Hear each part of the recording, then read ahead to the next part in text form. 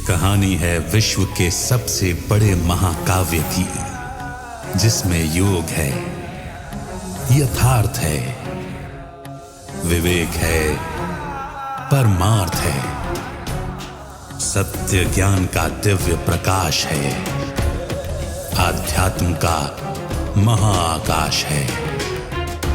ये दर्पण है हर मन के विवाद का, दृश्य है आत्मा और परमात्मा के संवाद का, मानवता का होता है जिससे उद्धार। यही है सच्ची गीता सार, अंधकार से प्रकाश की ओर।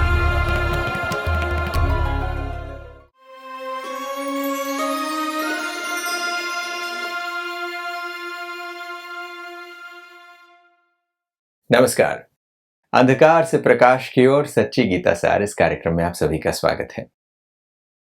गीता के ज्ञान के बारे में जब चिंतन किया जाता है तो अक्सर लोग कहते हैं कि गीता तो हम पढ़ते आ रहे हैं और गीता का ज्ञान बहुत समय से हमारे पास है। कुछ लोग तो ये भी कहते हैं कि गीता का ज्ञान जीवन की हर समस्या के लिए उत्तर देने के लिए पर्याप्त। क्या ऐसा संभव है?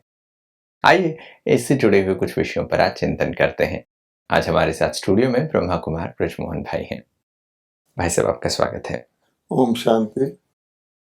पहले तो गीता जो किताब हमारे पास है, बहुत सारे लोग उसका अध्ययन करते हैं और आजकल ज़्यादा लोग उसे ट्रांसलेशंस के हिसाब से अलग अलग फील्ड्स में उसकी उपयोगिता को लेकर भी चिंतन करने लगे हैं। क्या गीता हर प्रकार के गाइडेंस को देने वाला है या हर समस्या के लिए समाधान देने वाला, या यूं कहें ये एक ऐसी पैनेसिया है जो हर मर्ज के लिए दवाई का काम करती है? जब टेलीविजन निकला था तो लोग कहते थे ये गीता से निकला है, क्योंकि संजय जो था वो गीता का दृश्य सुनाया करता था।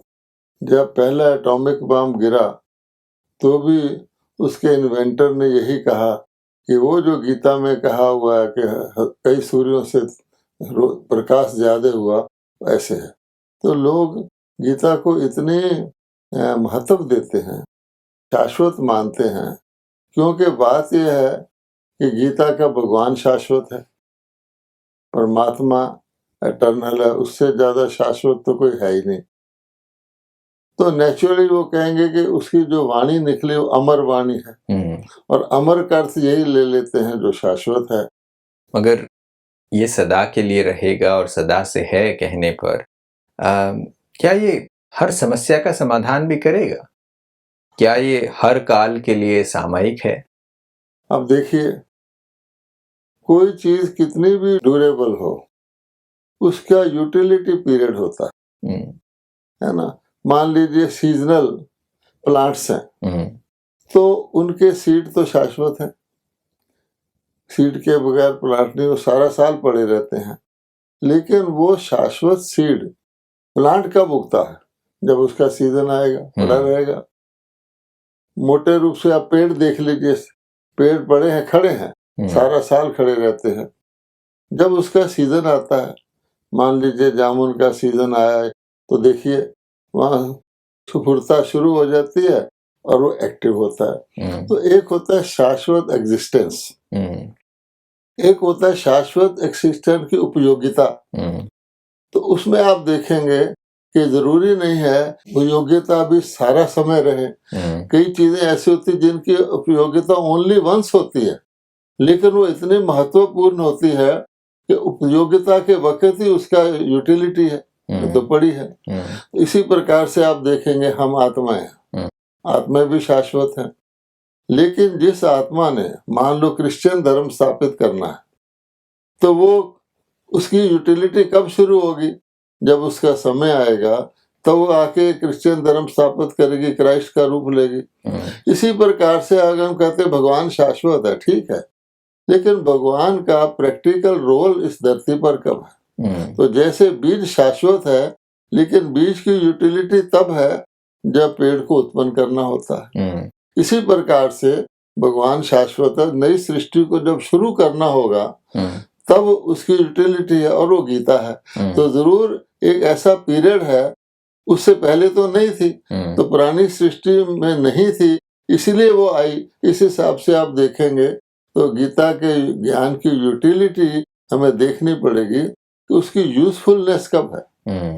ये जो बात हम हाँ। आजकल देखने लगे हैं कि लोग मैनेजमेंट में भी गीता के प्रिंसिपल्स को, श्लोकों को कोट करके उसको मैनेजमेंट प्रिंसिपल्स बनाने की कोशिश कर रहे हैं। एक्चुअल में उसकी वो यूटिलिटी नहीं है, बट उसकी एक्चुअल गीता ज्ञान की यूटिलिटी, उसकी उपयोगिता ये है कि उस सृष्टि का परिवर्तन पुराने को नया करने के लिए होती है। अब आप देखिए कि किसी चीज का, बहुत वैल्यूएबल चीज को आप साधारणता भी यूज कर सकते हैं। एरोप्लेन है, एरोप्लेन का काम कुछ और है। किसी व्यक्ति को प्लेन मिल जाए और वो उसमें सब्जी लाना शुरू कर दे सड़क पर, तो एक दिन तो लोग क्यूरियोसिटी से देखेंगे, चौथे दिन कहेंगे कितना अक्लमंद है। इसी प्रकार से अगर आप किसी बहुत वैल्यूएबल चीज को यूज करना शुरू कर दे साधारण काम के लिए, अब जैसे कोई कहते हैं जी डिप्रेशन एक बहुत बड़ी बीमारी है और डिप्रेशन का इलाज गीता में है क्योंकि अर्जुन को डिप्रेशन आ गया था, ऐसे भी लोग कहते हैं। इस प्रकार से किसी भी एंगल से देखोगे तो कहेंगे इसका ये एक टुकड़ा ले लिया हमने और ये इस तरह से है, लेकिन वो प्रॉपर यूटिलाइजेशन ऑफ गीता तो नहीं है ना। अब दूसरे एक बात पर आते हैं। लोग ये मानते आ रहे हैं और ये मान्यताएं हैं हमारे अंदर कि गीता हमेशा से ही परंपरा से हमारे पास मौजूद रही है, वो हर काल में हमारे साथ थी ही। तो ये एक प्रश्न उठता है कि अगर ये हमेशा से ही हमारे पास रहा और हमेशा से हम पढ़ते आ रहे हैं, परंपरा से पढ़ते आ रहे हैं, तो जो आप बात कह रहे थे कि जो परिवर्तन का काम गीता का है कि वो दुनिया के स्वरूप को बदल देता है, पुराने को नया कर देता है, ऐसा तो कुछ हुआ नहीं। अगर पहले से ही थी और उसको लोग उपयोगिता में लाते तो क्या मिसमैनेजमेंट होता जिस कारण से मैनेजमेंट वाले उसको यूज करते? जी। पहले क्यों नहीं कर लिया? ये तो ताजा आजकल के दिनों में उन्होंने इसको यूज करना शुरू किया है, अदरवाइज ये तो पहले से थी। इसी प्रकार से जिस भी कार्य के लिए है, डिप्रेशन जो है, अगर आज डिप्रेशन को दूर कर रहे हैं तो डिप्रेशन हुआ ही क्यों? क्योंकि गीता तो मौजूद थी। इसलिए आप देखेंगे कि लोगों ने किसी चीज को भिन्न रूप देने के लिए, जैसे भारतवासियों ने कहा कि हमारे पास भी कोई ऐसी विजडम होनी चाहिए जो हम विदेशियों को, के मैनेजमेंट का सारा सिस्टम मॉडर्न विदेशियों से शुरू हुआ है, हमारे यहाँ तो परिवार का सिस्टम था, तो इसलिए उन्होंने इसको यूज कर लिया। तो कहने का मुख्य भाव ये है, हमें ये देखना है क्या गीता की यूटिलिटी सदा रही है। तो गीता है क्या? गीता एक प्रकार की दवा है, एक प्रकार का उपचार है। तो उपचार किया जाता जब रोग हो, जब रोग ही ना हो तो उपचार कैसा? आप देखेंगे ब्रह्मा जी के हाथ में शास्त्र दिखाए हैं, ठीक है, केवल ब्रह्मा जी के हाथ में दिखाए हैं। क्यों? अगर शास्त्र अन्य देवता भी पढ़ते होते तो किसी मंदिर के अंदर कोई शास्त्र होता। अब देखिए शास्त्र तो प्रिंटिंग प्रोसेस से शुरू हुआ। जब तक प्रिंटिंग नहीं होती थी तो हस्तलिखित लिपि होती थी, लेकिन उसका सबूत तो था।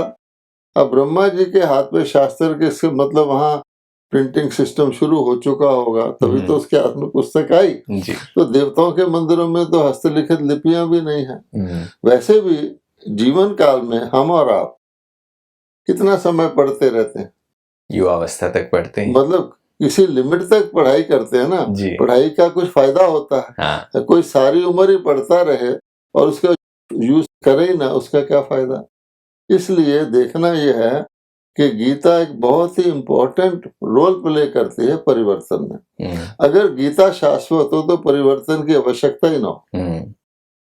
ये शाश्वत होने की बात तो सही है, मगर जब हम कह रहे हैं कि गीता सदियों से हमारे पास अवेलेबल रही है, तो इसका मतलब ये होता है कि गीता या तो अवेलेबल नहीं थी या जो हमारे पास अभी है वो बाद में कभी आई है। देखिए गीता क्या कह रही है, भगवान क्या कह रहा है कि कुछ गड़बड़ हुई है, इसलिए मैंने आकर के गीता सुनाई है। ये तो गीता का बेस है ना।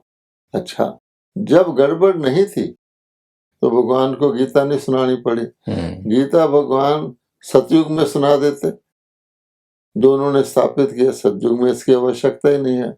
बीच में सुना देते, बीच में भी इसकी आवश्यकता नहीं है, क्योंकि कोई बिल्डिंग है, अगर थोड़ी बहुत रिपेयर की आवश्यकता है तो उसको ढा थोड़ी देते हैं, नहीं थोड़ी बनाते हैं। एक पॉइंट आता है जिसमें उसको बहुत डेंजरस गिना जाता है। म्युनिसिपैलिटी वाले कह देते हैं कि अब इसमें जान माल का खतरा है, या तो तुम गिरा दो या हम गिरा देंगे। आज यही सिचुएशन है। अगर मनुष्यों ने इसको ठीक नहीं किया तो प्रकृति कहती है हम इसको ढा देंगे। आप देखेंगे कोई सोचे कि एटॉमिक बम से दुनिया का विनाश होगा, वो एडिशनल फैक्टर है, मनुष्य क्रिएटेड है। ना भी हो तो प्रकृति इसको समाप्त कर सकती है। आखिर तो प्रकृति के तत्व ही सारी दुनिया को खत्म करते हैं ना। तो आप देखिए, तो जरूर कोई ऐसा फैक्टर है जिसके कारण से चीज चेंज होती है। जैसे सूर्य है, सूर्य भी उगेगा तब चीज चेंज होगी। सूर्य सदा पड़ा है, ऐसा नहीं कि सूर्य नहीं है, पर उसकी यूटिलिटी तब होगी जब एक पर्टिकुलर एरिया में वो उदय होगा। भगवान भी सदा ही है, परम धाम में है, लेकिन भगवान भी तो जरूरत के वक्त करेगा। तो बेसिक बात यह है कि जब हम कहते हैं गीता सुनाई, तो शाश्वत तो हुई नहीं, उसकी आवश्यकता पड़ी। Necessity is the mother of invention. और जिस प्रकार की नेसेसिटी होती है, उसने जब बहुत ज्यादा खराब चीज हो जाए तो मालिक को कोई होती है ताकत कि उसको बदल दे। किराएदार तो नहीं बदल सकता। जितने मैसेंजर्स आए उन्होंने भी बदलने की कोशिश नहीं, उन्होंने उसका रिपेयर किया। तो एक पर्टिकुलर टाइम है, और गीता यही समझने की जरूरत है, वरना हम इसको शाश्वत समझते हैं। इन अदर वर्ड्स हम ये समझते हैं कि हम सदा रोगी रहेंगे, सदा कोई ना कोई डिफेक्ट रहेगा और हम गीता को पढ़ा करेंगे। फिर ऐसा भी होता तो भगवान ये क्यों कहता कि मैं फिर आऊंगा। और ये खुद चौथे चैप्टर में शुरू इस तरह होता है कि जो मैंने बताया था वो लुप्त हो गया।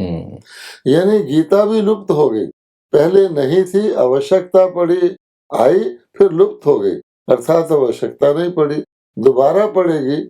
यूं कह दीजिए हम भोजन करते हैं, अच्छा भोजन हम सारी लाइफ करते हैं, तो हम कहेंगे कि भोजन करना शाश्वत है, लेकिन भोजन के भी पीरियड होता है। जब आप भोजन करके पूरा कर लेते हैं, कोई आपको जबरदस्ती भी करे, मनुष्य को छोड़ दीजिए, गाय को अगर आप चारा खा के चुप हो जाती है, अगर आप उसको जबरदस्ती खिलाने की कोशिश करेंगे वो सींग मारेगी। ह्यूमन बीइंग के तो आजकल बात ही बिगड़ गई है, आप देखिए। तो ये बात सिद्ध होती है कि गीता सर्वकालिक नहीं है, हमेशा से नहीं है। गीता सुनाने का एक समय है जहाँ पर परमात्मा ने आकर उसको सुनाया, और उस समय के लिए जो आवश्यकता थी उस काम के लिए गीता सुनाई। अब बात दूसरी आती है कि अगर गीता उस समय के लिए सुनाई गई, और गीता में भी ये बात कही जाती है कि ये ज्ञान लुप्त हो जाता है, इसलिए फिर मैं आके सुनाता हूँ, तो इसका मतलब ये प्रश्न उठता है कि आज जो गीता जो हम पढ़ते हैं, जो प्रिंटेड होके आती है, क्या उसमें गीता का संपूर्ण ज्ञान जो परमात्मा ने दिया था वो ज्ञान है? अगर गीता में संपूर्ण ज्ञान होता तो गीता के आदि में ही बताया गया है कि ये एक ऐसा ज्ञान है जिसको सुनने के बाद अन्य किसी ज्ञान की आवश्यकता नहीं रहती, किसी अन्य ज्ञान से प्रयोजन ही नहीं रहता। आपने कहानी सुनी होगी अलादीन का चिराग। तो अलादीन का चिराग की किसने डुप्लीकेट बना लिया, नए पुराने दे दो, नए ले लो, तो देखने में बड़ा खूबसूरत, उससे भी अच्छा, लेकिन धोखे से एक्सचेंज कर लिए तो उसमें वो ताकत नहीं है कि आप उसको हिलाए तो जिन्न प्रकट हो जाए, क्योंकि तो नकली है। इसलिए जो पुराना चीज है उसमें जो ताकत थी वो खत्म हो गई, तो लोगों ने डुप्लीकेट बना लिया। आज आप देखेंगे कि आज के युग को क्या कहा जाता है, हर चीज झूठी, आर्टिफिशियल। तो इसी प्रकार से आर्टिफिशियल गीता वो निकली कब, द्वापर युग में। कोई कहे कि भाई आधी रात को सूर्य निकल आया, और लोगों को लिखे बहुत लाइट आ गई है, उठो सूर्य निकल आया, तो असली होगा या नकली होगा? ये बात है। तो ऐसे में ये प्रश्न उठता है, फिर गीता का सत्य ज्ञान कहाँ है, कब मिलेगा, कौन देगा? अब देखिए, पहली बात जो गीता पुस्तक के रूप में मिलती है, क्या वो भगवानोवाच है या भगवान ने लिखी है या किसी और ने लिखी है? किसी और ने लिखी है। साफ साफ कहते हैं कि ये गीता वेद व्यास जी ने लिखी हुई है। अच्छा, तो वेद व्यास जी भगवान तो नहीं है। अब भगवानोवाच वेद व्यास जी लिख रहे हैं तो फर्क नहीं पड़ेगा? बिल्कुल पड़ेगा।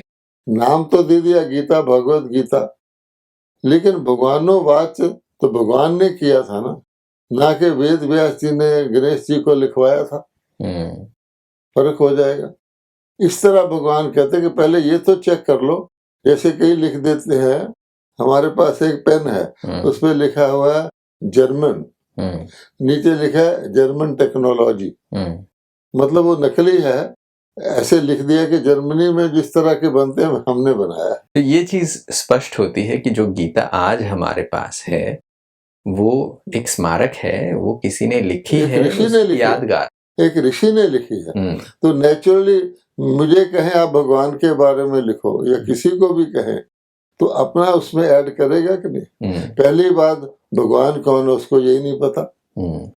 गीता का जो मुख्य पात्र है भगवानोवाच, ठीक है, उसको शरीरधारी देवता के रूप में दिखाया, श्री कृष्ण जी को दिखाया। क्या भगवान जन्म लेता, शरीर छोड़ता है, कर्म के हिसाब में आता है? तो पहले टेस्ट में ये फेल है। अगर भगवान की डेफिनेशन देखी जाए, भगवान तो जन्म मरण से न्यारा है, फिर क्या भगवान युद्ध करवाता है? तो आप टोटली देखेंगे कि ह्यूमन बीइंग की लिमिटेशन, और उसको पढ़ने वाले भी उसी तरह के ह्यूमन बीइंग है, क्योंकि उसको एक्सेप्ट भी कर रहे हैं। अगर उनको कह दे निराकार भगवान ने सुनाई थी तो सोच में पड़ जाएंगे निराकार भगवान ने कैसे सुनाई थी। इसीलिए जो पात्र बताया गया वो कहते हैं भगवान है ही नहीं। तो यहाँ पर ये चीज स्पष्ट होती जा रही है कि जो गीता हमारे पास आज है वो एक मेमोरियल है, वो एक मेमोरियम है। किसी ऋषि ने जो घटना हो चुकी थी, परमात्मा ने सुनाया था, उसकी यादगार में वो चीज लिख दी और आज हम उस चीज को पढ़ रहे हैं और यथास्थिति जो कुछ भी कहा था वो सब कुछ उसमें नहीं है। अगर कोई उसको चैलेंज करे कि ऐसा नहीं है तो लोग सोचते हैं ये भगवान का निरादर कर रहे हैं। भगवानोवाच है, भगवान कह रहा है, शास्त्र में लिखा हुआ है।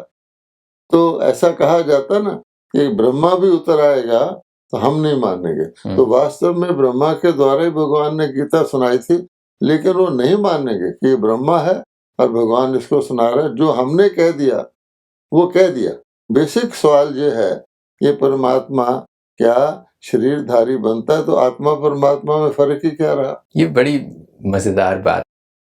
गीता के ज्ञान को सुनने के बाद जब हम इस प्रश्न पर आए हैं कि जो किताब में हम चीजें पढ़ते हैं और वास्तविक गीता ज्ञान जो परमात्मा सुनाते हैं वो उसका स्मारक मात्र है, मगर वास्तविक गीता का ज्ञान कहाँ ढूंढा जाए, अब देखिए किधर मिलेगा?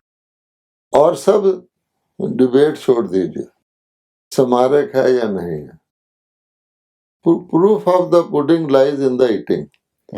जो गीता के भगवान ने करवाया था, क्या उस गीता को पढ़ने से हो रहा है? अब आप कह रहे हैं कि फिर असली कहाँ? ये नकली बताती है कि कुछ असली है। इसने इतना काम तो किया है। अगर नकली भी ना होती तो लोग फिर कहते हैं वेद है, ये उपनिषद है, ये पुराण है, गीता तो है ही नहीं। तो थोड़ा सा यादगार है कि ये डुप्लीकेट है, इसके असली को ढूंढो। जैसे आपने अभी प्रश्न किया, तो असली भगवत गीता वही होगी जो भगवान अपने मुख से सुनाएंगे, ठीक है। और वो कहाँ मिलेगी, कब मिलेगी? जब भगवान अवतरित होकर सुनाएंगे। और भगवान अवतरित कब होंगे? जब अति धर्म ग्लानि का समय होगा। सारी मनुष्य जाति नीचे को आ गई है और अब तो इतने प्रकार के वेरिएशन जितने पॉसिबल हैं अध्यात्म के हो चुके हैं। तो उसके बाद फिर क्या होता है? भगवान ने चिन्ह बताया हुआ मेरे आने का ये समय होगा, है ना। लोगों को ये भी पता रहता है कि आम का सीजन कब आएगा, सर्दी कब आएगी, स्वेटर बुनना शुरू कर देते हैं। बरसात कब आएगी, छतरी तैयार करना। बरसात आने पर थोड़ी छतरी लेंगे। तो लोग देख रहे हैं और भगवान के आने का टाइम भी हो चुका है। और वो जो गीता सुना रहे हैं वो उसका जो रेमिनेंट्स उस पुस्तक में है, कुछ तो है ना। आखिरकार डुप्लीकेट भी होगा तो कुछ तो उसकी शक्ल सूरत रंग रूप वैसा बनाएंगे, लेबल तो लगाएंगे। तो वो जो रेमनेंट उसमें है उसको जोड़ करके फिर भगवान बताता था तो ये तुमने टुकड़े टुकड़े कर दिया, मिसप्लेस कर दिया, कहीं का कहीं कर दिया, ये है। तो वो सच्ची गीता सुना रहे हैं, ये है। तो परमात्मा के अवतरण के समय पर ही सच्ची गीता सुनाई जाएगी और वही सत्य है। सुनाई जाती है और वो परमात्मा कंट्रास्ट बताते हैं, ये देखो ये है, लेकिन इसमें वो आपको प्राप्ति नहीं हो सकती। जैसे भगवान गीता में कह रहे हैं कि मैं जो हूँ जैसा हूँ उस रूप से मुझे याद करो, तब प्राप्ति होगी, है ना। आज सारी दुनिया के लोग गीता पढ़ते हैं, क्या कोई योग लगाता है गीता में बताया हुआ? मैं डॉक्टर को दिखा दिया, डायग्नोसिस भी हो गया, सब हो गया, जो उसने दवाई बताई अगर उसमें होती तो लोग खा लेते, ठीक हो जाते, लेकिन वो लिख दिया है कि ये नुस्खा है, लेकिन दवाई कहाँ? तो भगवान कहते इससे साबित होता है मैं तो खुद आके अपने साथ योग लगवाता हूँ। एक होता है किसी को रास्ता बता दो, ये सड़क अहमदाबाद जाती है, चलो असली सड़क भी बता दो, बीच में कई चीजें हैं, जा ही नहीं सकता, जो लेकर जाए सड़क के ऊपर। जैसे आजकल एजुकेशनल इंस्टीट्यूशन है, वो कहते हैं हम पढ़ाएंगे भी, आपको नौकरी भी दिलवाएंगे।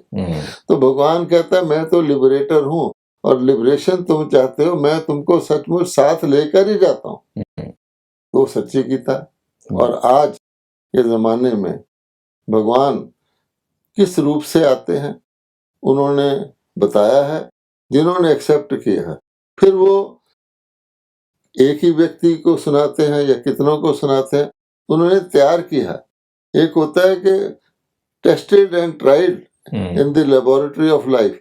तो जो ब्राह्मण लोग हैं हिस्टोरिकली तो कहा जाता है कि ब्राह्मण ही पावन होते हैं, ब्राह्मण श्रेष्ठ होते हैं, ब्राह्मण ही अच्छे काम को सफल करते हैं, शुभ जगह पर ब्राह्मण को बुलाया जाता है।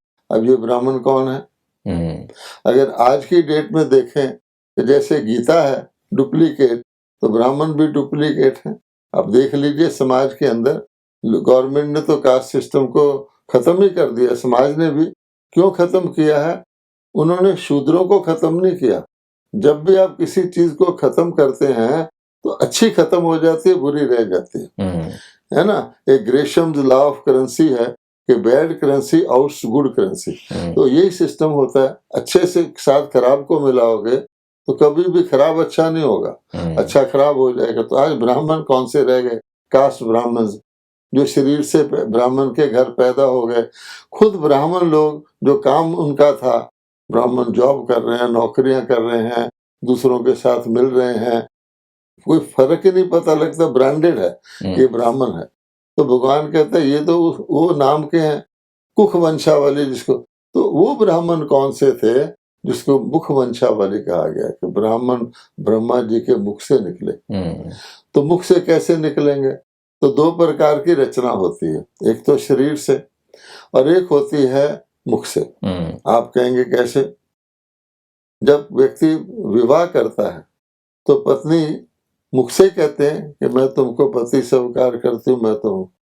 किसी के घर में संतान नहीं होती, गरीब का बच्चा ले आते हैं तो मुख से अडॉप्ट करता है कि आज से तो मेरा बच्चा है। तो मुख वंशावली होती है ना। बिल्कुल।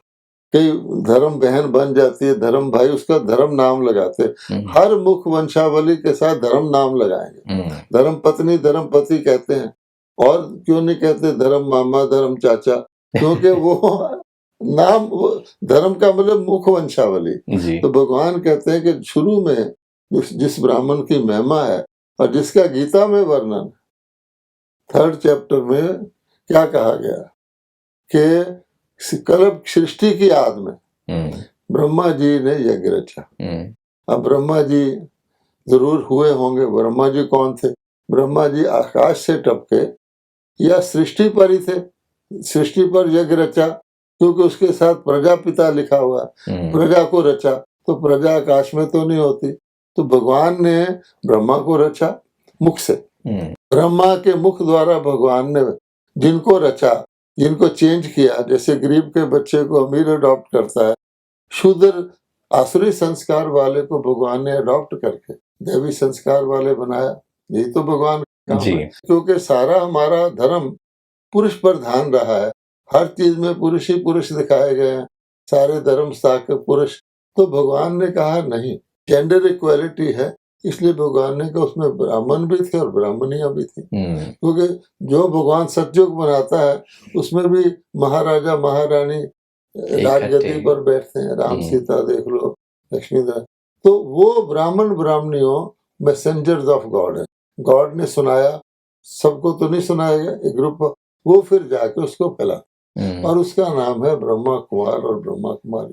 तो वो लोग जो हैं देख सकते हैं उनके जीवन को और समझ सकते हैं इनको किसने गढ़ा है, तो पता लग जाएगा गीता का ज्ञान कहाँ मिलता है। बहुत ही खूबसूरत चर्चा आज हमने की कि गीता के सत्य ज्ञान को कहाँ ढूंढा जा सकता है, और भी इस विषय पर चर्चा कर सकते हैं, मगर समय देखते हुए यहीं विराम लेंगे। आप आए स्टूडियो में, इसके लिए आपको बहुत बहुत धन्यवाद। नमस्कार। ओम शांति। दोस्तों, अंधकार से प्रकाश की ओर सच्ची गीता सार में आज हमने बहुत ही खूबसूरत विषय पर चर्चा की है। गीता क्या सर्वकालिक है? क्या सभी समय के लिए गीता का ज्ञान उपयुक्त है? अगर गीता के ज्ञान की उपयोगिता क्या है, उसे जाने बगैर सिर्फ गीता को पढ़ने से कोई फायदा होता है?